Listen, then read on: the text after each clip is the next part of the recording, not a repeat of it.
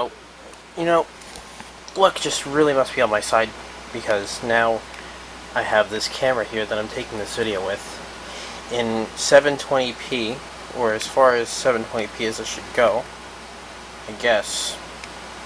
Focusing works alright. This is a Vivitar something. I can't really tell.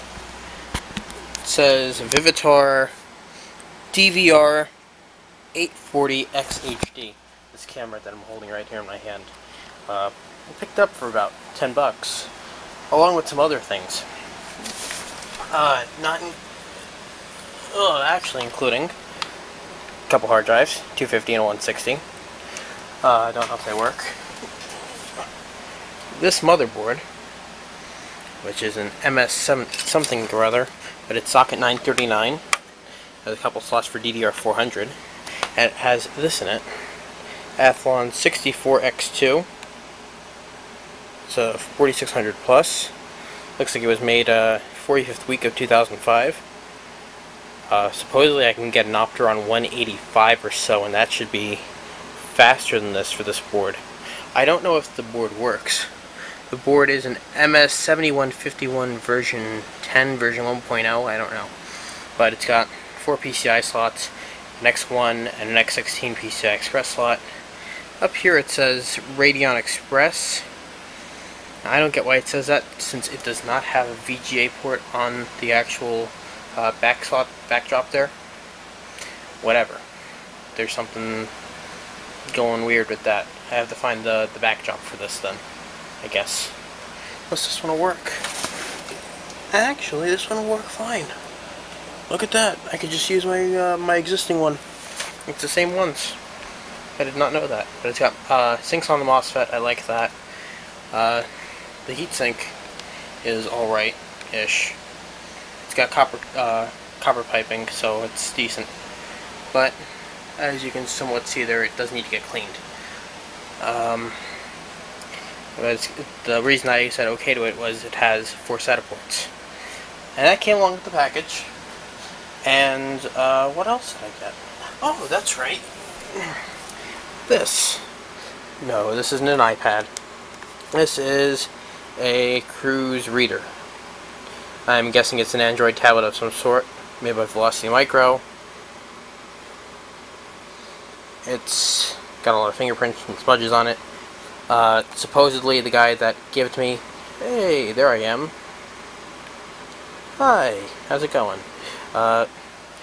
Pretty much, he said, just take it all, I don't care. Supposedly the guy was like moving or something, and I was at a yard sale when I got this. Just said, just take it all. I'm moving, less stuff for me to take. So I have no idea if this works or not, but I'm hoping to plug it in here because, again, 4 SATA ports, that is good. That is very good. Especially since it's a major upgrade from an Athlon XP. Yes, I'll lose my Ath XP with its little, tiny, dinky copper heatsink and its nice 92mm fan. And I'll lose the ability to use a PCI, sorry, an AGP graphics card, but in light of that, I can instead drop in either an EVGA 8800 GT 512 meg or a Radeon HD 5670 512 meg in its place. My mother has a tower with a couple SLI 8800 GTs. I can always take one out of that and drop it in here. Or, alternatively, I could always just drop this 5670 in, which would run a lot cooler, and because the chipset is supposedly Radeon Express of some sort, I guess that's what it says it is. It doesn't want to focus. That's funny. It doesn't want to focus on my Radeon. Come on, focus. Come on, focus. Focus. It doesn't want to focus. So yeah. There it is. It says Radeon Express of some sort. Yeah, see? Radeon Express. I have no idea. It's just there. But there is also some sort of a Molex adapter there. I don't know exactly if I'm supposed to plug something into there, if there's a special adapter that comes from there or what. I do know it has 1, 2, 3 fan ports over here, which is nice. Southbridge has the usual stock painted aluminum heatsink. And because it's an MSI board, MSI does keep a record of all their documentation and stuff, unlike some shoddy motherboard suppliers that decide to go out of business and not keep their manual someplace. It took me months to track down a manual for this motherboard, just to have the manual on hand, because that's good practice. Always have the manual for every single motherboard that you own, depending on it. Yeah, not even depending on if it's in use or not.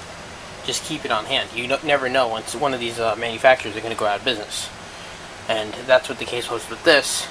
When I got this back in 2009, the Epoch's website was still up somewhat in a couple countries, and you were able to get the manual, and I lost it. I lost the manual, and now you can't find it anywhere. I managed to find it. It was on a mirror site someplace. I forget exactly where it was, but it was in Russia. I'm not even going to go there. But so long to that and all this other stuff, I guess. It's funny because I have a I think it's a 7800 GS OC 512 meg AGP card coming in the mail for this actual board and all this. But I think I'm going to get a lot more use out of the 600 watt power supply from a dual core Athlon 64 instead. Plus it'll give me the ability to drop in, well, I'm not even going to try 64-bit operating system with 2 gigs. I have done it. I have done it at work. All the work machines are Prescott 2M Pentium 4s and some IBMs. Model numbers are 8289 D9U. That's pretty much what all the Prescott 2Ms in the entire building are, and I pretty much refitted them with 80 gig drives. Some of them have 40 depending on which floor of the building they're in, and they're running Windows 7 64-bit pretty nicely. Oh, what the hell did that whistle come from? I don't even know. Look at that, I'm starting to get a whistle in my voice somehow. No, that does not make me gay at all, thank you. Alright, so I'm gonna drop some stuff in. I've got, let's see what else we got on this. I can tell you it's got some decent Nichicon gold capacitors on it. Can't see a date code on them, so I can't tell if they're legit okay or not, because Nichicon did have a bad batch back in 05-06, and that's when Dell had the problem, and people filed a lawsuit against Dell for the GX280 systems because it got so hot in the case that the capacitors would just pop. And it's good practice whenever you have a GX270 or GX280 to just go in and if it hasn't been already, just recap it. Badcaps.org has some information on that. Let's see what we got here. Yeah, there's no VGA on here, so it must be a non-VGA system where the VGA is there, but it's just not hooked up. We got a couple PS2 ports, standard parallel and serial, no VGA. That's how it is on the other board down there. Got a couple of USB ports here, a couple more USB ports there. I don't know if that's gigabit or not. And it looks like Realtek probably. Oh, look at that, RTO 8110SB. That might be an H2IO chipset. I don't know, but it could also be just a regular AC97. Yeah, there's that whistle again in my S's. But it's got that. It's got optical out. That's very nice. So I can just keep on using what I have. All the other capacitors look like they're in good condition. There's some stuff here. I guess that's for the audio.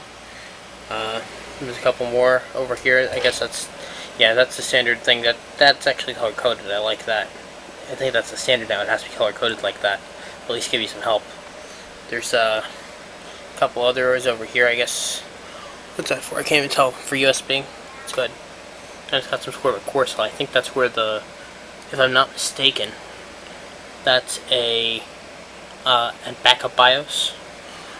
But I could be mistaken on that because there's the BIOS chip right up there. So next, like a wind bung controller. So I don't know, but it does have X16, it does have X1. I like that. Again, there's some heat sinks here on some of the MOSFETs. So, or at least I think those are the MOSFETs. I have no clue. It's not my decision to put those on there. Where did that come off of? Oh right, that sticker. That sticker came off the fan on the 5670. Yeah, look at that. I forgot that I ripped it off and just placed it there. The sticker on the 5670 is gone. Alright. So, this video is pretty much a test of my new camera that I decided that, okay, I'll pay 10 bucks for. And the guy comes out with the motherboard. Hey, you want this too? Yeah, sure. Sadly, no memory or anything though, but I do have to test out these 2 hard drives. So, we'll see how that goes. Alright.